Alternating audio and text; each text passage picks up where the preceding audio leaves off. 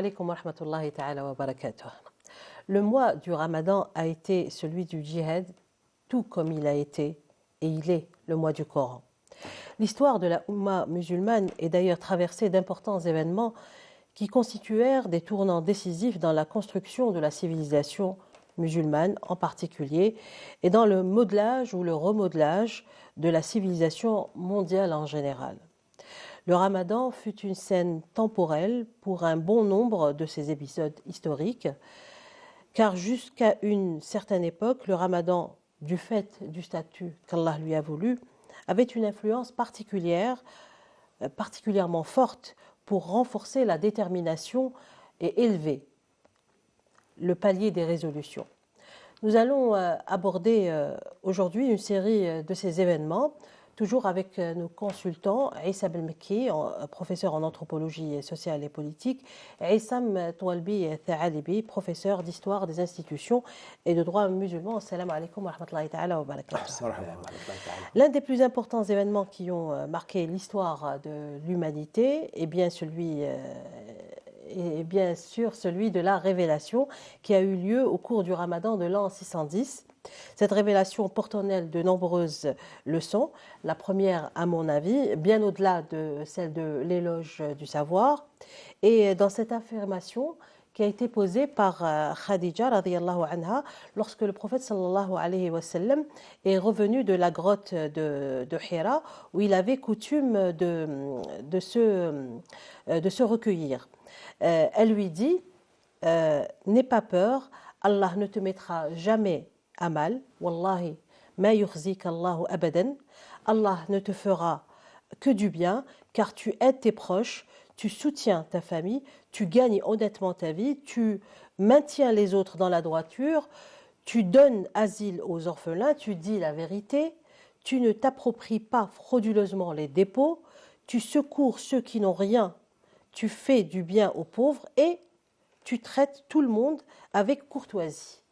On a ici le modèle de l'individu qui sera soutenu par Allah et qui ouvrira la voie à la mise en place d'une société révolutionnaire. Issa Belmekki. Oui, absolument. Et tout ça, évidemment, ça fait partie d'une logique d'une phénoménologie prophétique, parce que Rasul sallallahu alayhi wa sallam kana Mustafa Allah subhanahu wa ta'ala, donc Mustafahu min Adam alayhi salam jusqu'à sa naissance. Toutes les qualités que vous avez données ont été remarquées avant le Ba'tha, qabl al-Ba'tha. Oui. Donc déjà, sa personnalité, telle qu'elle a été définie et confirmée par l'intervention directe de Allah subhanahu wa ta'ala, elle a qu'un jaliya. Donc tout le monde l'a remarqué durant les 40 premières années de la vie du prophète alayhi salam, donc avant le Ba'tha. Parce que pour placer les choses dans leur contexte, Rasul sallallahu alayhi wa sallam, il est passé par deux étapes principales.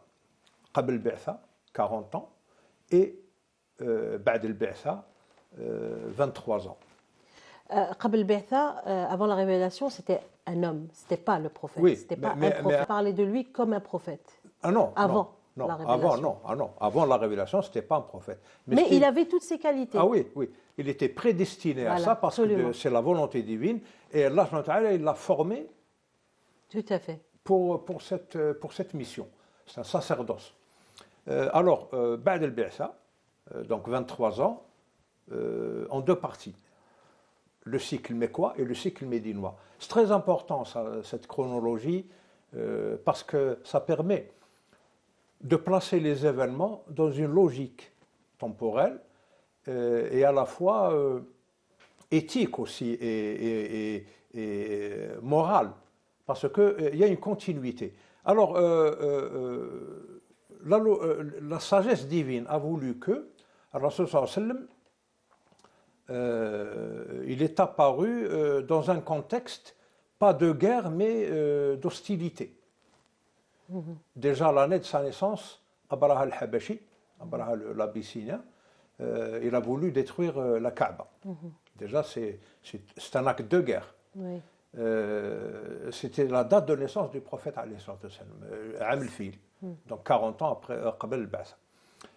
Et puis, adolescent, il a connu Harb al-Fujjar, donc entre Quraysh et Hawazin.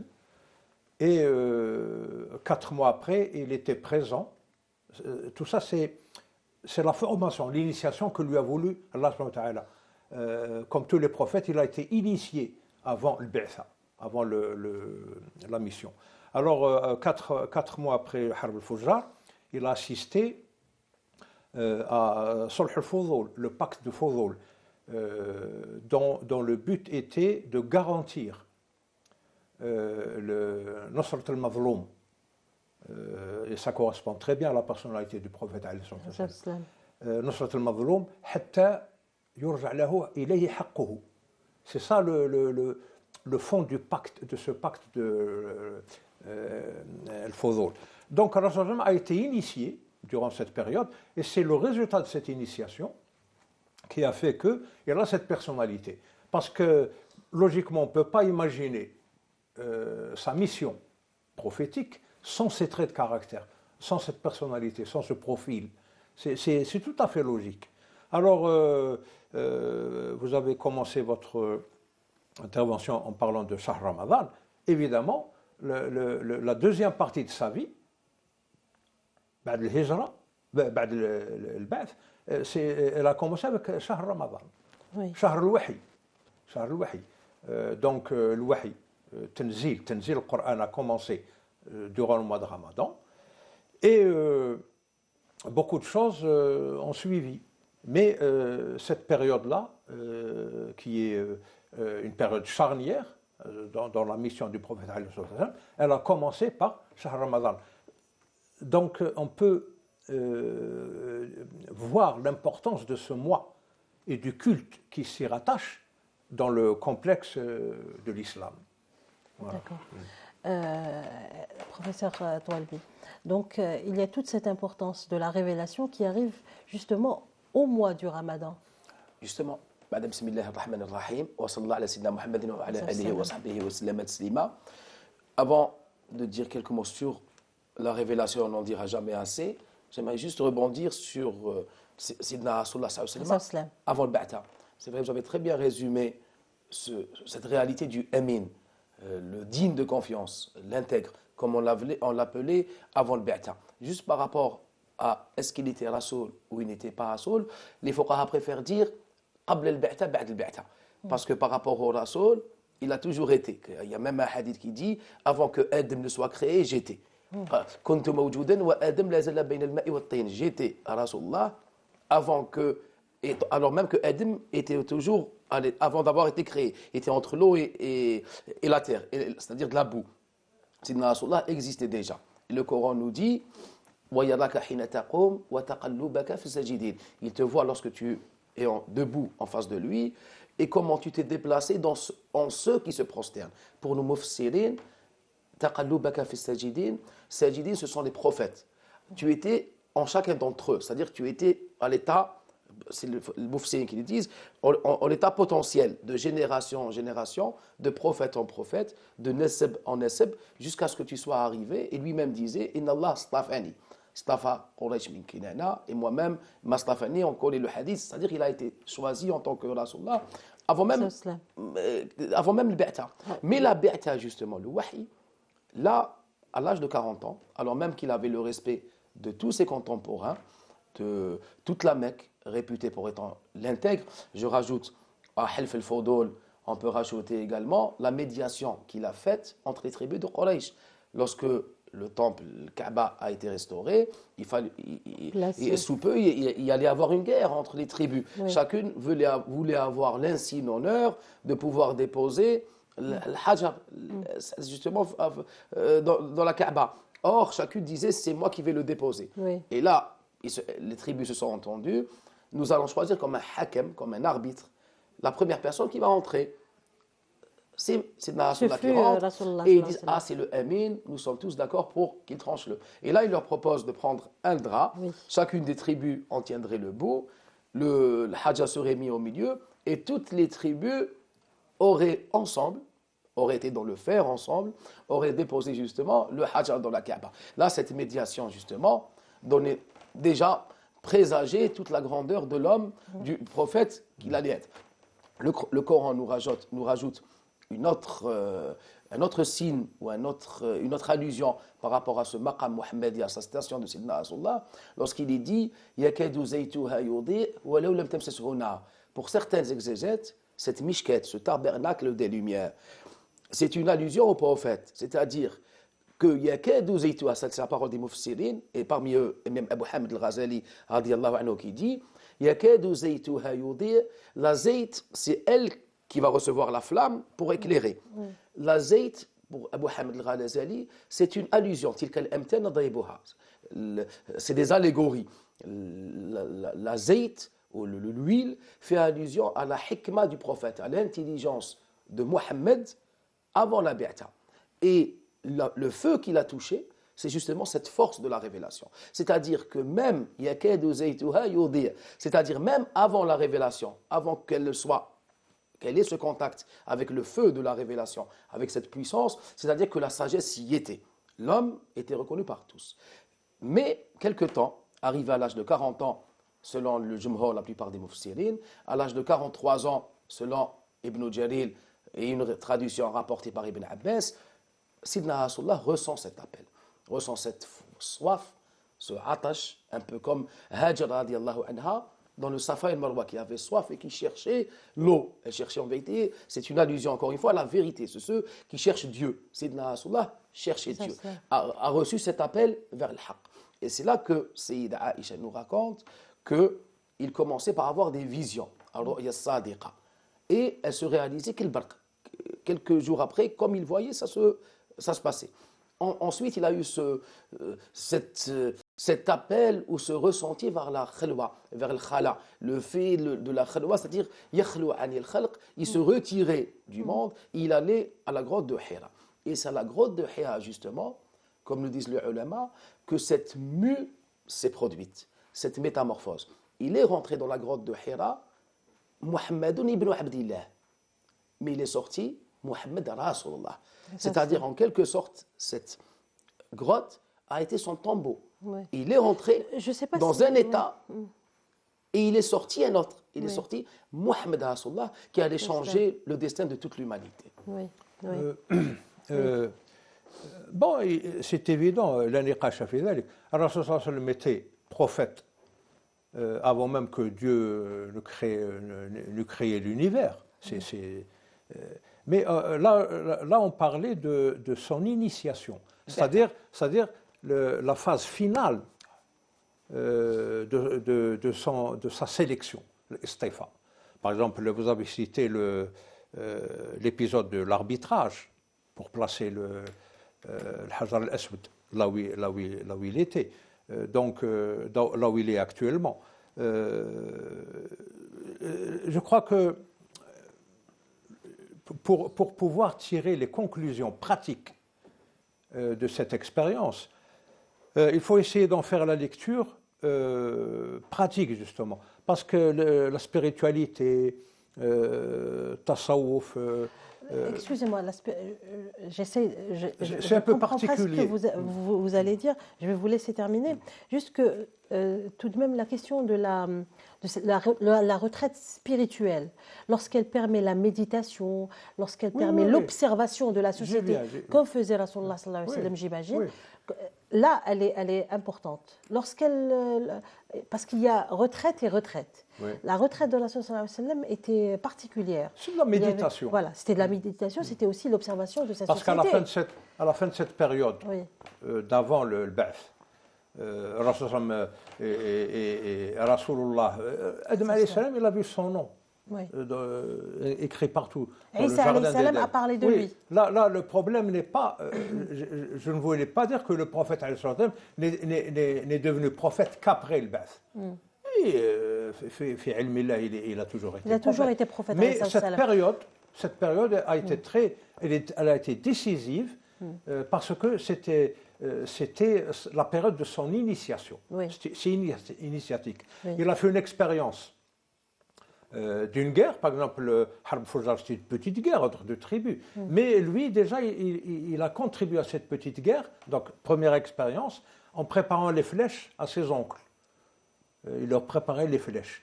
Et puis, il était présent dans le Sulh al-Fudul. Donc, c'est déjà sa première expérience, disons, politique. Oui. Politique. L'arbitrage entre les tribus de Quraysh pour avoir l'honneur, parce que chaque tribu voulait avoir l'honneur de placer le Hajar al-Aswad à l'endroit, ça c'est une expérience sociale, un arbitrage social. Donc l'homme déjà avait des compétences politiques, il savait ce que c'est qu'une guerre, une bataille, une guerre, et il avait le sens de la paix sociale. C'est ça la lecture à faire. C'est-à-dire, du point de vue pratique, bon, si on rentre dans les détails de la spiritualité, de l'abstrait, bon, c'est un autre monde. Et sans oublier qu'il a été également commerçant, qu'il a pratiqué Oui, le oui, commerce, oui, qu'il a accompagné des caravanes, Oui, Seyda Khadija, oui. justement, Oui. il était vraiment Oui. Mais pleinement engagé dans son époque, dans son période, et dans sa société. Justement, la fin de cette période, justement, de 40 ans, elle a été marquée justement par. Il est devenu vraiment. Il ne supportait plus la vue des idoles. Il y a des choses qui. Et puis, il avait tendance à cette méditation profonde. C'est pour ça qu'il se retirait. Ce n'est pas une retraite, c'est disons, un retrait de la vie publique pour méditer, comme le faisaient les sages dans l'Antiquité, comme le prince Siddhartha, Bouddha. Et lui, il méditait sous un arbre. Et c'est comme ça qu'il est devenu un sage. Donc, c'est une formation logique, mais une formation, comment dire, monitorée par Allah subhanahu wa ta'ala directement. C'est l'istifa. Avant le Ba'tha, c'était l'istifa. Quand j'ai parlé de ce caractère qu'est Khadija, justement, c'est par rapport à ça. Je veux dire, ça concerne certes le prophète alayhi salatu salam, mais ça pourrait concerner aussi après n'importe quelle personne dirigeante qui aura pour mission, qui voudra en tout cas envisager de conduire une société vers quelque chose d'important. Il faudrait qu'elle ait toutes ces caractéristiques. Déjà, avant bien même d'être un prophète, il était cela, il était juste, il conduisait les gens vers la droiture, il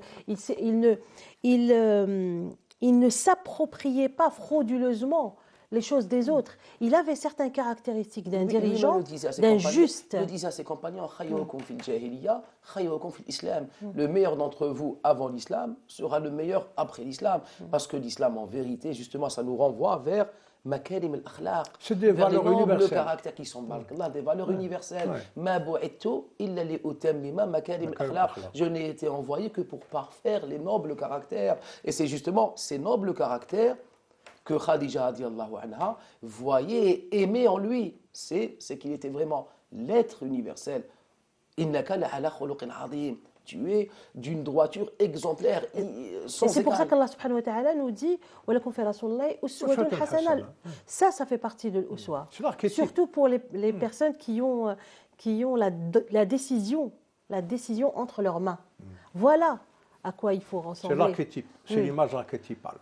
Cet archétype a été forgé par Allah subhanahu wa ta'ala directement, parce que Istifa, Al-Mustafa, Man Istafa, Allah subhanahu wa ta'ala rentre dans une logique d'intervention directe de Allah subhanahu wa ta'ala. On ne peut pas dire que Rasulullah sallallahu alayhi wa sallam est le résultat d'une évolution biologique ou de ceci. C'est Istifa, c'est une sélection divine, directe, parce que, voyez un peu le rôle dont il a été chargé. Il a changé la face du monde, de l'univers. Et c'était vraiment... le Bi'tha, c'est le début d'une autre histoire de l'humanité. Comme le reconnaissent pas mal de penseurs occidentaux, en très peu de temps, il a conquis la moitié du monde. Pas militairement, mais il l'a conquis spirituellement, moralement, psychologiquement. C'est une conquête réelle parce que, justement, cette image qu'on veut coller à l'islam, qui s'est déployée au fil de l'épée, c'est pas vrai. Chaque bataille, d'ailleurs, l'islam n'a pas encore gagné la guerre. Parce qu'il y a une différence entre la guerre, la bataille et Séria, l'opération militaire limitée, une opération spéciale. L'islam a toujours gagné ses batailles, mais il n'a pas encore gagné la guerre. La guerre, il la gagnera à la fin des temps. Donc, toutes ces batailles, Rasul durant son court sacerdoce, c'est-à-dire durant sa courte vie de 63 ans, c'est relatif, il a témoigné de 63, justement, 63 batailles. Ghazwa, le nombre des années de sa vie, 63 batailles. Et Ghazawat. On reviendra dans un prochain numéro sur les batailles fondatrices qui ont eu lieu durant le Ramadan. Je veux juste rajouter par rapport à la symbolique portée par le wahi ou bidayat le wahi ou le début de la révélation, c'est vrai que ça s'adresse à ceux qui ont la responsabilité de prendre des décisions, mais également à ceux qui veulent cheminer vers Dieu. Salik, si vous aimez Dieu, si vous cherchez l'amour de Dieu, alors suivez-moi. Et justement, la révélation est un enseignement. C'est-à-dire que ça commence par les nobles caractères, par un cœur pur, par un cœur sadiq, c'est-à-dire sincère. Et c'est là que le fath arrive. Le fath, c'est-à-dire, c'est cette connaissance de Dieu, comme on l'appelle. C'est pour ça qu'il y a un hadith qui dit, celui qui est sincère dans sa quête de Dieu, même s'il était perdu au milieu d'une montagne, Dieu lui enverrait quelqu'un qui lui apprendrait la religion, qui lui apprendrait ce qu'il faut faire pour arriver à l'agrément. Juste par rapport à la retraite également, la khalwa. Le prophète l'a pratiqué pour la révélation. Mais ensuite, il l'a institué, elle l'accompagne toute sa vie. La notion du i'tikaf. Le i'tikaf est une forme de retraite, surtout durant le mois de Ramadan. Aussi, Rasulullah lui-même disait il y a une journée, une heure dans la journée où je ne peux rester qu'avec lui. C'est-à-dire, personne, je ne peux rester qu'avec lui. C'est justement cette retraite, adoration et méditation, surtout la méditation. C'est pour ça qu'il y a même un hadith qui dit méditer pendant une heure vaut mieux qu'adorer sans connaissance pendant une année. De nos jours, il y a cette mode d'introspection, de spiritualité, de spiritualisme plutôt, oriental, surtout des Indes, le yoga, les chakras. Bon, mais ça ne mène nulle part, ça. Parce que cette introspection, cette retraite en soi-même ne mène nulle part. Pourquoi? Parce qu'il n'y a pas de but. Mais la méditation d'un prophète, elle a un but. Elle a un but. C'est théocentrique. Elle a un but, c'est Dieu. Méditer sur ce genre de choses, c'est se rapprocher de Dieu. Et c'est une quête qui dure toute la vie. C'est-à-dire, il ne suffit pas de, par exemple, dans la période mécoise de Rasul sallam, Ghar Hira, il y est allé plusieurs fois, certes, mais à la fin de cette période de 40 ans. Il n'a pas fait ça toute sa vie, durant tous ces 40 ans. C'est parce qu'il a atteint un degré de maturité, de maturation, qui exigeait cette retraite, cette méditation. Oui. Et donc, d'ailleurs, elle a eu lieu à la fin des 40 premières années de sa vie. Et Sayyida Khadija a joué un rôle très important, parce qu'à un certain moment, il était vraiment ébranlé, surtout quand Sayyidina Jibril sallam a mis un certain temps pour revenir le voir. Donc, je pense 3 ans. Oui, près de 3 ans. Donc, il a commencé à s'inquiéter. Et c'est Sayyida Khadija qui lui a remonté le moral. Et d'ailleurs, quand on parlera en détail, si on a le temps, sur la période mécoise qui marque le début de la révélation, Sayyida Khadija n'a pas survécu à ce moment charnière. Elle est décédée peu de temps après, parce qu'elle a joué son rôle. Elle est décédée Am al-Hizn, عام الحزن. Donc, c'est un processus logique où les détails, les événements se tiennent les uns les autres. C'est une continuité dans l'intervention divine, dans la sélection du prophète. Et chaque moment compte. Il y a des gens, par exemple, qui ne s'intéressent pas à la vie du prophète avant la révélation. C'est une erreur. Il y a beaucoup de choses à apprendre de cette période de 40 ans, de Am el-Fil jusqu'à le Ba'tha. Et le Ba'tha, bon, vous avez cité deux avis. Qu'est-ce qu'il faut apprendre quand vous dites qu'il y a beaucoup de choses à apprendre avant la Ba'tha? Bon, par exemple, la façon dont le prophète, déjà il n'était pas encore investi de la prophétie, mais sa façon de gérer les problèmes qu'il rencontrait. Par exemple, quand Quraysh était en guerre contre Hawazn, il a participé à cette guerre parce que ses oncles avaient besoin de renforts, etc., d'appui. Et lui, il était adolescent, il était encore jeune, mais il préparait les flèches pour ses oncles, pour qu'ils soient plus efficaces dans le tir, etc. L'expérience politique, Solh al-Fudul, l'expérience sociale.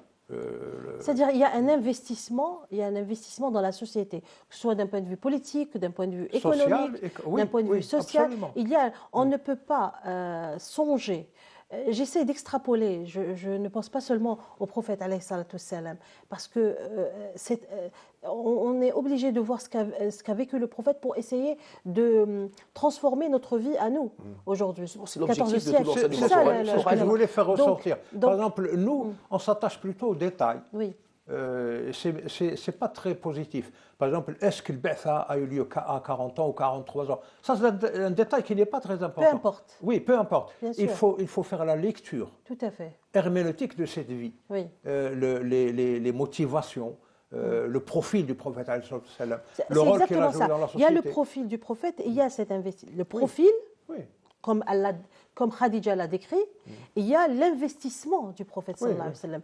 On ne peut pas construire quelque chose, une société stable, développée, qui va de l'avant, qui pense à aller de l'avant, qui veut construire quelque chose, s'il n'y a pas un investissement réel de l'individu, sincère, comme vous le dites, authentique, sur tous les plans, et s'il n'y a pas cette réflexion que doit porter chaque individu par rapport à sa société. S'il n'y a pas tout cela, on fait la même chose. On fait la même chose quelque part. On fait la même chose. Généralement, c'est des récits. On ne voit que l'aspect historique, que l'aspect phénoménologique, même plus historique, l'aspect mythologique. On a mythifié l'aspect des miracles, mais il y a l'aspect le problème est ça, c'est que sociologique. quand on parle de la révélation ou n'importe quel autre événement, on en parle de cette façon-là, avec le cœur. Ça fait comme une histoire, je sais pas, qui fait pleurer ou non, c'est pas ça l'objectif. Il y a des comportements du prophète qui ont été rapportés. Par exemple, quand il touchait la main à quelqu'un, il n'était jamais le premier à retirer sa main. Ouais. Et il y a des témoignages qui disent que la main du prophète était plus douce que la soie et le velours. Quand il marchait, par exemple, si vous êtes derrière lui, et lui il est devant vous, il marche, si vous l'appelez, il ne vous regarde pas au-dessus de son épaule, il se tourne entièrement. C'est ça l'authenticité d'un homme authentique. Oui. Cette authenticité, c'est de la modestie, c'est le respect de l'autre. Voilà, c'est une perfection à l'échelle humaine. Lui-même le disait, je ne suis pas un roi, je suis un serviteur. Il faut apprendre à faire la lecture de tous ces événements d'une façon didactique. Il faut apprendre du prophète, sa façon de se comporter. Il faut apprendre. Il n'a pas besoin qu'on en fasse l'apologie constructive. Il faut apprendre. C'est un livre ouvert. Il faut le lire. Alors, autre chose qu'on apprend de la révélation, c'est la place de la connaissance et du savoir qui construisent l'individu et les nations fortes et les libèrent du suivisme, le suivisme aveugle ou bien du paganisme. le paganisme tel qu'on le voyait à l'époque de la Jahiliya, ou alors le paganisme Tel qu'il moderne existe. avec Toutes les idoles voilà. qu'on lui connaît. Aujourd'hui, il y a des idoles de Il y en a- différents Il types. y en a beaucoup. Voilà. Il y a plus de Alors- 360 peut-être. Il y en a beaucoup plus aujourd'hui. Oui. Justement, le Iqra, ou le faïd, le débordement de toute la révélation, tout a commencé à partir de ce Iqra. Mais au début, avant le Iqra, il y a eu la reconnaissance de l'homme qui ne sait pas. Il lui dit Iqra. Il n'a pas dit je sais. Ma ana biqari. C'est-à-dire je ne sais pas. Il reconnaît sa limite. Iqra, il lui répète Ma ana biqari. Pour qu'ensuite vienne Iqra, mais ce n'est pas arrêté à Iqra. Iqra bismi rabbika. Lis ce livre de l'existence, ce livre de la révélation qui dévoile les secrets de l'existence par le nom de ton Seigneur, c'est-à-dire par cet accompagnement. Iqra bismi rabbika alladhi khalaqa, khalaqa al-insana min alaqin. L'alaqin, c'est quelque chose qui s'accroche, c'est le lien. Ça nous renvoie un peu vers ce lien social, le alaq, c'est-à-dire c'est le alaqin, c'est cette, par allusion, cette alaqa.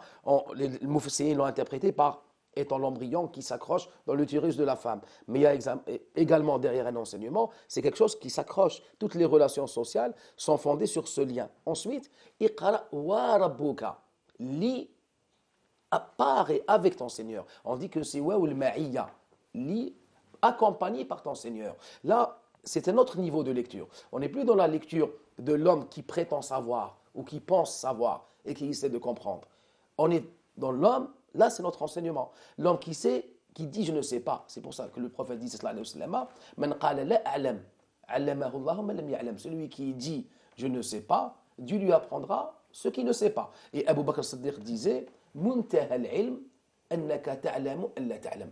La finalité du savoir, où la vraie connaissance va commencer, c'est au niveau où tu reconnais que je ne sais pas. Or, c'est justement tout le problème Ça va aujourd'hui pousser à dans nos rechercher sociétés, qu'on soit dans le domaine religieux, dans le domaine temporel. Celui qui apprend ou pense connaître se prend pour un savant. Or là, il se voit lui-même. Il va créer cette limite. Or, c'est pour ça que dans la tradition de nos ulama, il n'y a pas un livre peut-être où on trouve toujours « Wallahu a'lam ». Dieu est plus savant. Je ne sais pas. Parce que je ne sais pas.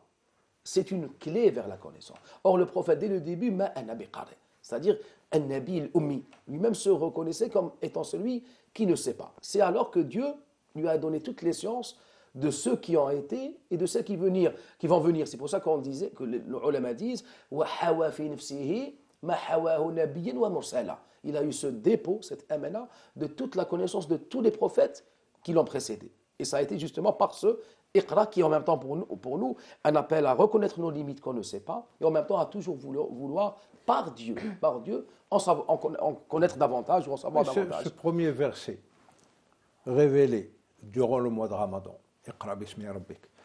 Là, Allah et Jibril alayhi salam, il savait très bien que le prophète alayhi salam il savait ni lire ni écrire. Donc le sens caché de ce mot Iqra, c'est un impératif.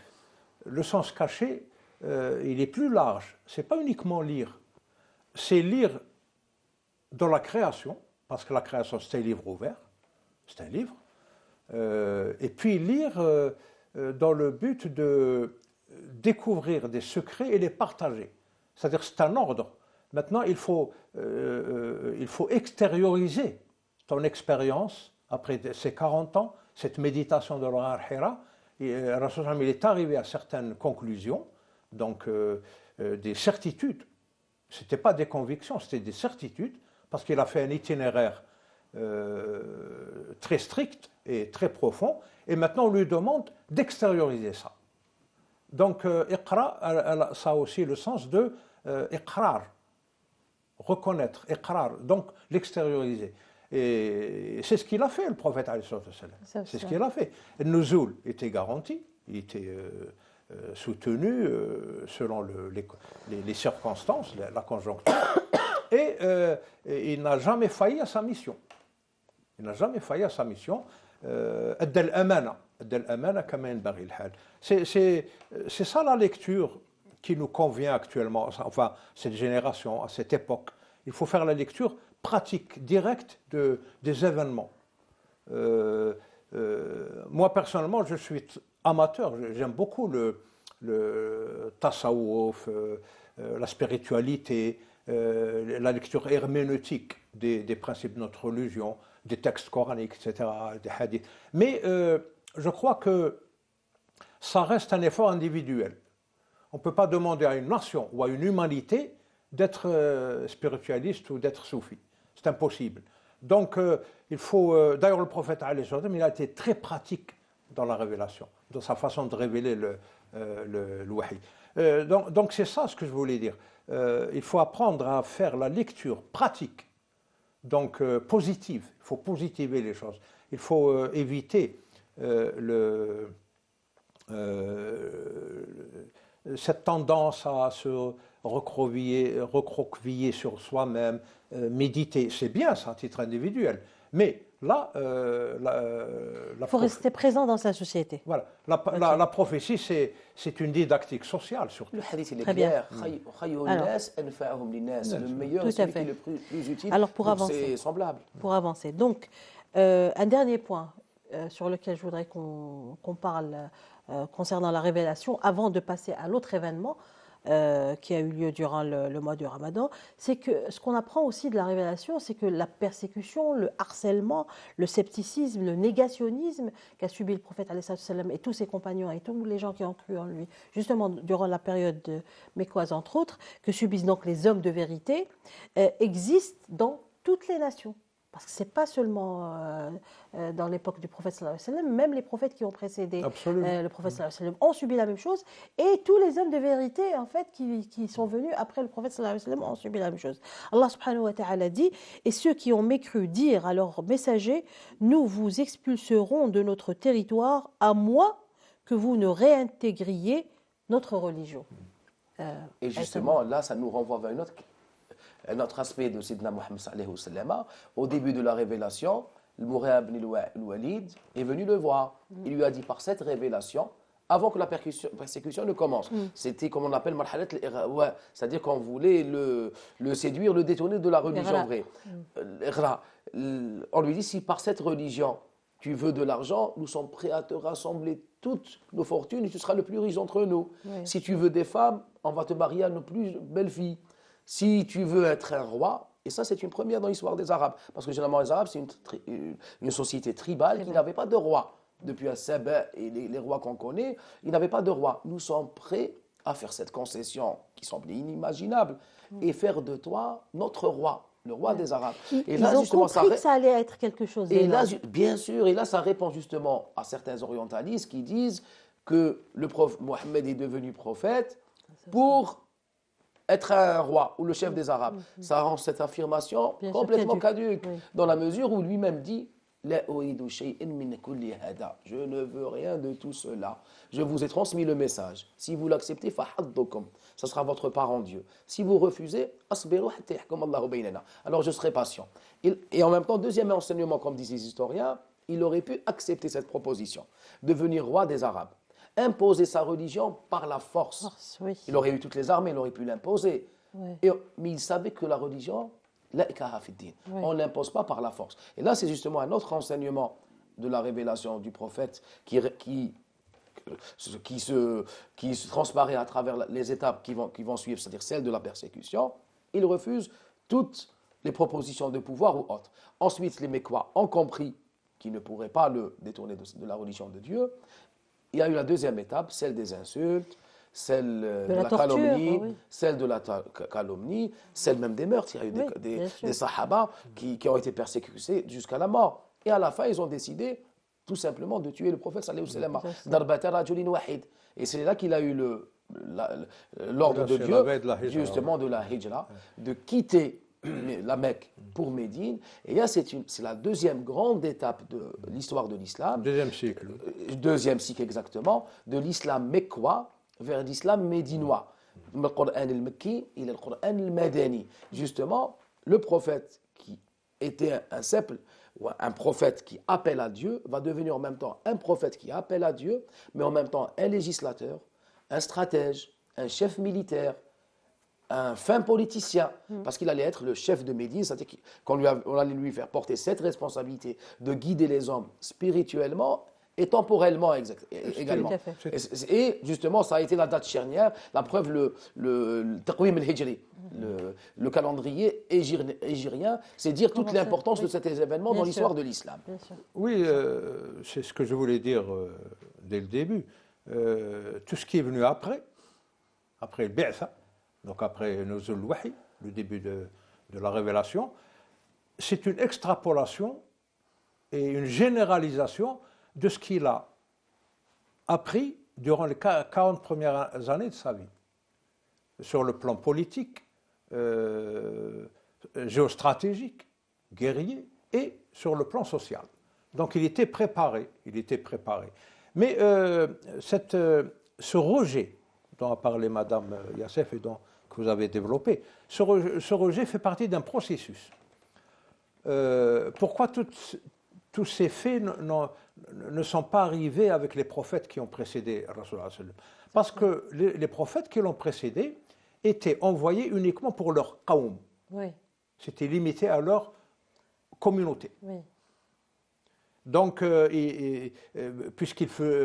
tous les prophètes faisaient partie de leur communauté, les rapports n'étaient pas les mêmes. Mais là, le prophète, il a un message universel qui remet en cause les structures sociales de la jahiliya. Oui. Alors, Quraysh, ils avaient peur pour leur statut, système politique. Oui. D'ailleurs, le processus... C'est ça. Et pourquoi ils ont peur? Vous savez, durant la première année de la révélation, Islam Khadija à 55 ans, Islam Ali ibn Abi Talib à 10 ans, Islam Zayd ibn al-Haritha, Islam al-Siddiq, Abu Bakr al-Siddiq. C'était le premier homme, donc masculin, de sexe mâle, à embrasser l'islam. Et Islam Abi Dharr.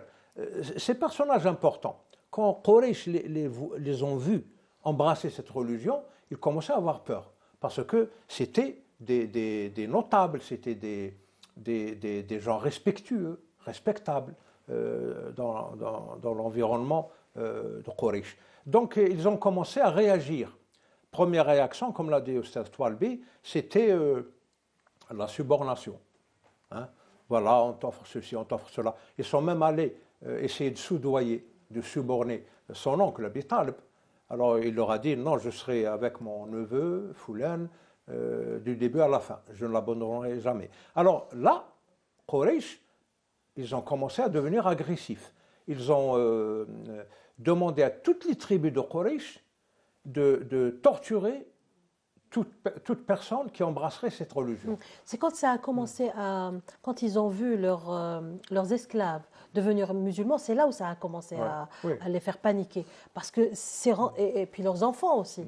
Leurs enfants. C'est là où ils ont paniqué. Oui. C'est là où ils ont paniqué, ils ont commencé à devenir très agressifs. Lorsque l'islam est rentré carrément chez eux, même s'il était pacifique, leurs enfants étaient musulmans, certains des enfants des plus grands notables de la Mecque s'étaient convertis à l'islam, mais restaient, ils allaient faire la prière, ils lisaient le Coran, apprenaient le Coran, allaient voir le prophète, et c'est tout. Malgré cela, le fait qu'ils n'avaient plus le pouvoir sur ces personnes-là, surtout aussi par rapport à leurs esclaves, c'est à ce moment-là. Surtout que chaque esclave qui embrassait l'islam est devenu libre, il est émancipé.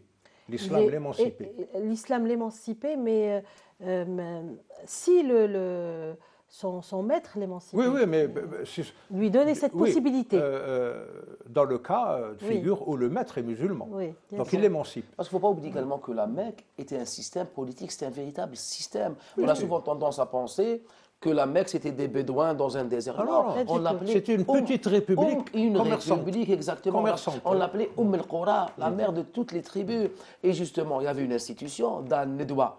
Il y a même des recherches qui ont été faites sur ce qu'on appelle Mu'assasat al-Jahiliya, les institutions de l'Antiquité. Or, c'était un véritable système politique, avec au centre Nedwa, ou le Malak, comme on l'appelait, c'était un véritable parlement mécois. Les institutions. Il y avait des institutions, des ministères, Siqaya, pour le pèlerinage, comme un ministère des eaux, Sifara, l'ambassade qui... C'était une petite république commerçante, comme l'était le Bundouqiya. En quelque sorte, il y avait même une police qu'on appelait Habish.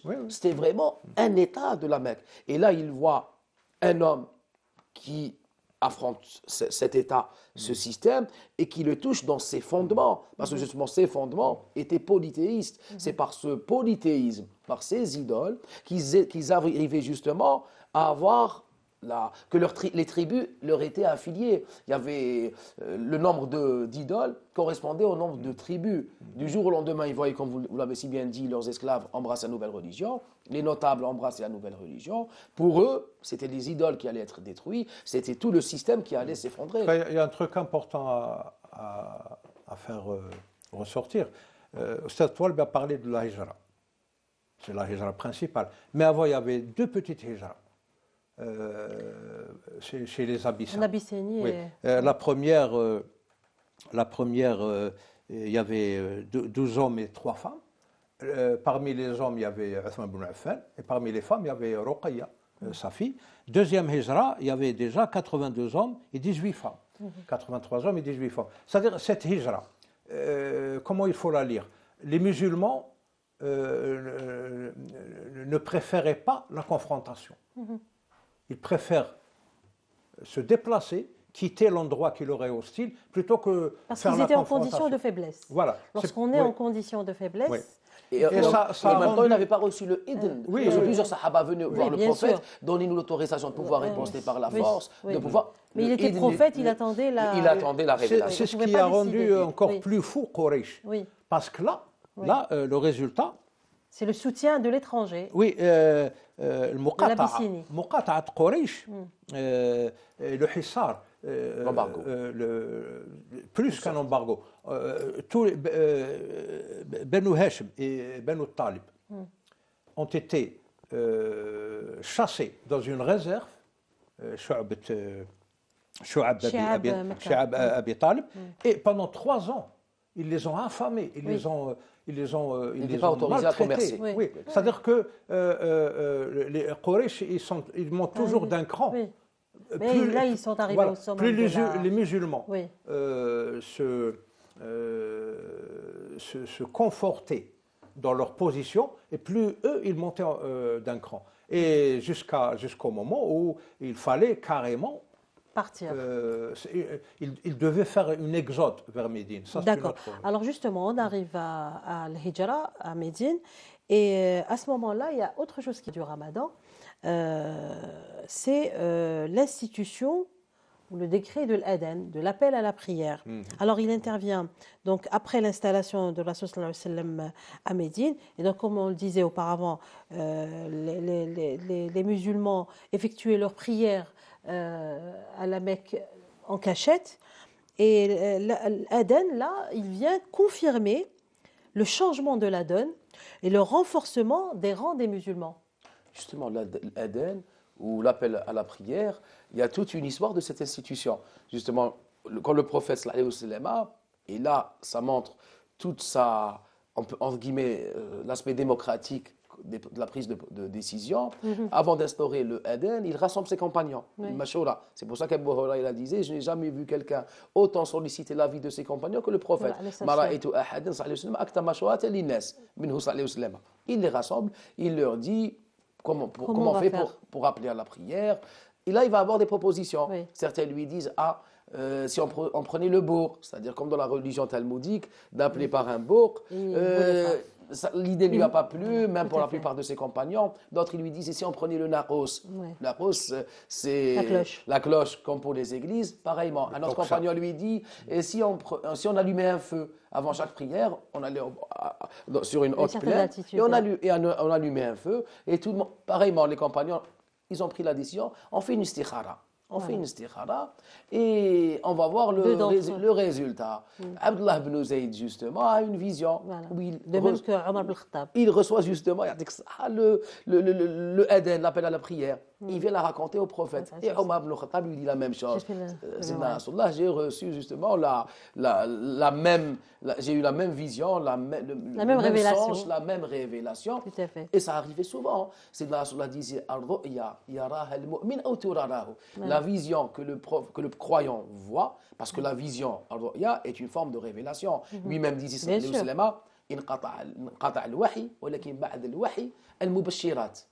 Après la révélation, il restera dans ma communauté ces visions ou ces rêves qui sont qui sont une forme de révélation. Une forme d'inspiration Mais divine. il ne faut pas oublier que l'Isra ou le Mi'raj, c'est-à-dire avant la Hijra, quand le prophète avait fait son ascension, dans le hadith, il arrive à Sidat al-Muntaha, la finalité de l'ascension. Là, Sidna Jibril, selon le récit, trouve un rideau. Il pousse le rideau et un ange sort de derrière le rideau. Et il dit, Mohammed, c'est Mohammed. Il dit, Allahu Akbar, Hayya ala salati, Hayya ala al-falah. Venez à la prière, venez vers la réussite. Et là, on entend une voix qui vient de derrière, Al-Haq tabaraka wa ta'ala, Sadaqa abdi. Pour l'ange, mon serviteur a dit vrai, venez à la prière, venez vers la réussite. Là, c'était 2 ans avant. Le prophète l'avait vu, l'Isra wal Mi'raj. Il avait entendu. Et là, ça se répète avec cette ru'ya du compagnon. Et ça a été justement cette institution depuis maintenant 1400 ans. Et c'est toujours ce même Éden, ce même appel à la prière qui rassemble les cœurs des croyants. Dans l'appel de la prière, il y a l'ensemble des questions liées à la foi. Le tawhid, et c'est toute l'atmosphère qui va s'ébranler avec cet appel au tawhid, au monothéisme, et qu'il n'y a pas, ce qu'on comprend, c'est qu'il n'y a pas de izza autre qu'à l'ombre de Allah subhanahu wa ta'ala. Bien sûr, bien sûr. Ça, c'est une preuve supplémentaire de ce processus, cette courbe ascendante dans les événements. On peut résumer, par exemple, la première année du cycle mécois, c'est le wahi, le début du wahi. 4 années plus tard, on voit apparaître l'hostilité, l'agressivité de Quraysh. Elle a atteint son apogée à la 7e année. Ce Hissar, cette Shi'ab Abi Talib. 10e année, parce que là on s'approche des trahisons de la fin des trahisons de la période mécoise. Alors, déjà, la patience et la sagesse des musulmans a commencé à porter ses fruits. Parce que durant cette 7e année, les sages de Quraysh ont commencé déjà à appeler à la fin de la guerre, de cette hostilité, à mettre fin à ça. Et c'est ce qui a permis aux compagnons du prophète de commencer à faire leur da'wah en dehors de la Mecque. Déjà, le processus ne fait qu'avancer à l'avantage des musulmans et de l'islam. Évidemment, là, la 10e année, il reste 3 ans à la hijra, la hijra majeure. C'est l'Isra al-Mi'raj. Elle a eu lieu durant cette 10e année. L'Isra al-Mi'raj, Farz al-Salat, etc. Donc, il y a un cumul d'événements qui justifiait une ascendance, une courbe ascendante, et dans le comportement de Quraysh, et dans l'acquis cumulatif de l'expérience des musulmans. C'est comme ça que je crois qu'il faut actuellement lire les événements. Par exemple, la 12e année, maturité, déjà la 12e année de cette période, Bay'at al-Aqaba, l'Oula. 1 an après, Bay'at al-Aqaba al-Thaniya. Alors, Bay'at al-Aqaba al-Oula, il s'agissait de 12 hommes qui sont venus de Médine. Déjà, c'est le premier contact avec Rasul sallam en tant que Mecquois, avant l'Hégire.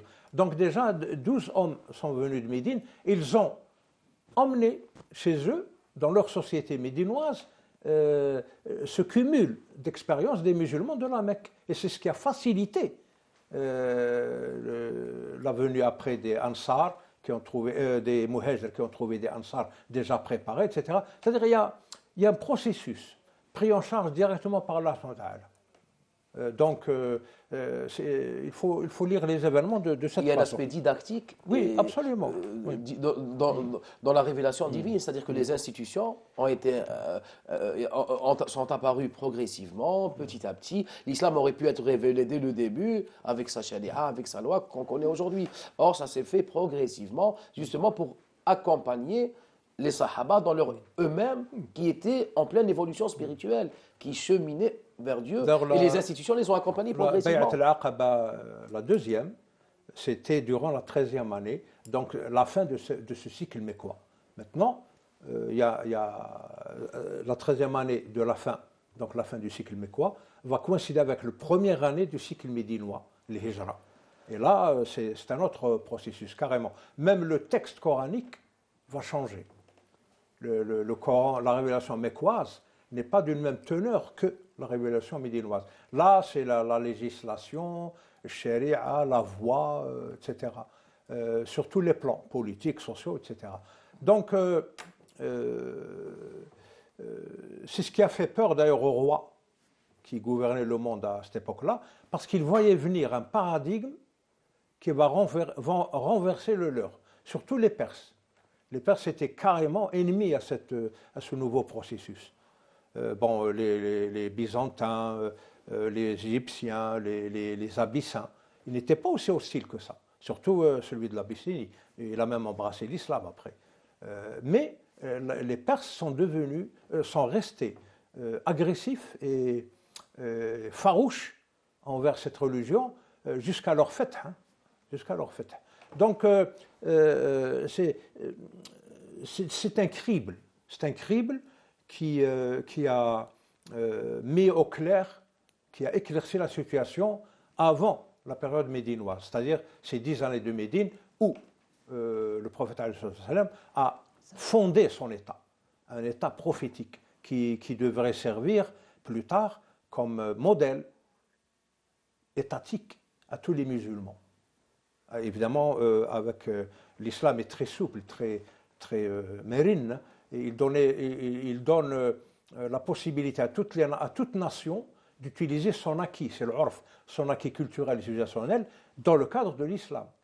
Par exemple, un État musulman aux Indes, c'est pas un État musulman, par exemple, au Cham ou en Afrique du Nord, mais c'est des musulmans. C'est pour ça que le urf est une des sources du droit musulman. Une des sources. C'est pour ça qu'on a plusieurs écoles de droit musulman. Oui. Chacune s'est inspirée par rapport à certaines dispositions du urf local, des coutumes et des usages. Et le Coran dit wa'mur bil urf, ordonne la coutume, prend en considération la coutume. Et c'est ce qui fait toute la souplesse de l'islam. Parce que quand on fait une lecture dans ce sens, ça va déconstruire la déconstruction. Parce que l'Occident est en train de déconstruire l'islam.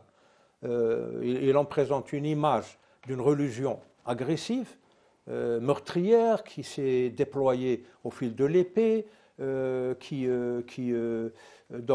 asservissait les autres, qui les subjuguait, donc qui exigeait d'eux qu'ils abandonnent leur culture, leur langue, etc. Mais ce n'est pas vrai tout ça. Il faut que les musulmans sachent d'abord faire la lecture contemporaine, donc il faut actualiser la lecture de leur religion, et ça aiderait beaucoup à la répandre de nouveau. Parce que tous les Occidentaux qui ont découvert l'islam, irrémédiablement, ils sont devenus musulmans. Parce que eux, entre-temps, ils ont fait l'expérience du paradigme occidental, avec tout ce qui est là comme positif ou négatif. Mais ils ont trouvé que les Occidentaux qui découvrent l'islam sous son vrai visage, ils ne peuvent pas ne pas devenir musulmans. Pourquoi ? Parce qu'ils trouvent dans l'islam le complément, le cadre universel de leur propre civilisation. Justement, professeur, en ce sens, un autre clivage orientaliste qui consiste à dire que l'islam est une religion des Arabes, ou la religion des Arabes. C'est pas vrai. Il suffit de savoir aujourd'hui que les Arabes ne représentent que 20% du monde musulman. 80% des musulmans, c'est des Africains, c'est des Asiatiques, c'est des Ajams, justement. Ça montre, encore une fois, toute l'universalité de l'islam et qu'on ne peut pas le contenir ni le cantonner dans une culture arabe soit-elle ou autre. Absolument. D'ailleurs, tous les musulmans, parmi les musulmans, c'est-à-dire les convertis, quand on prend les personnalités visibles et traçables, comme par exemple le docteur Jeffrey Long, comme des sommités, des médecins, Maurice Bucaille, qui ont embrassé l'islam. Maurice Bucaille est resté français, européen, d'une culture française, européenne, mais il a mis tout ça dans le cadre de l'islam. Et l'islam est il ennoblit, il rectifie les dérives et les égarements humains. C'est tout.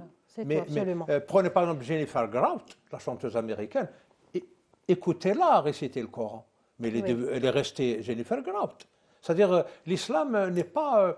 ne demande pas de renier voilà, son passé absolument ou pas. Au contraire, sa culture. au contraire, Absolument. parce que cette diversité de cultures, de langues, d'idiomes de l'islam, c'est ayatollah, c'est oui. des signes de Dieu. Oui. Oui. L'islam les encourage. Professeur, merci beaucoup. Professeur Belmeki, professeur Toualbi, je vous remercie. Merci à vous de nous rester fidèles. On se retrouve la semaine prochaine, Inch'Allah. Salam alaikum wa rahmatullahi ta'ala wa barakatuh.